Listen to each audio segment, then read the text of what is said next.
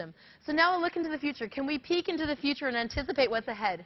On the short term, I have 4 predictions for you for this year alone. The first is that we'll see a lot more rotation models, particularly at the elementary school level, where the concept of station rotation or moving through centers is not particularly new or revolutionary. So it makes for a relatively easy transition into a rotation model with blended learning, where you slot in some online learning for one of those centers. The second prediction is a growth in flex models at the district level. And that's because flex models oftentimes require quite a reconfiguration of facilities and scheduling and operations and staffing roles.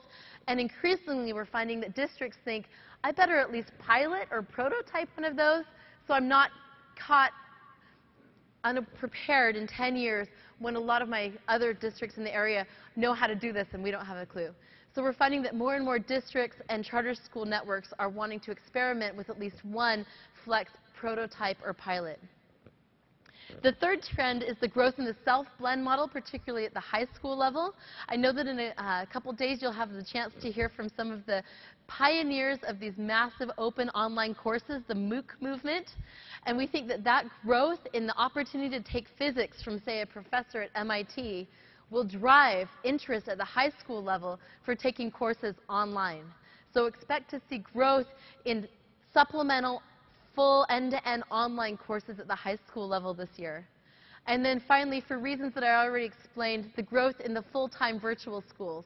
As more and more students say that they're interested in attending a full-time virtual environment, then we think that more of those full-time virtual schools will create brick-and-mortar experiences for those students to support those who need that kind of scaffolding.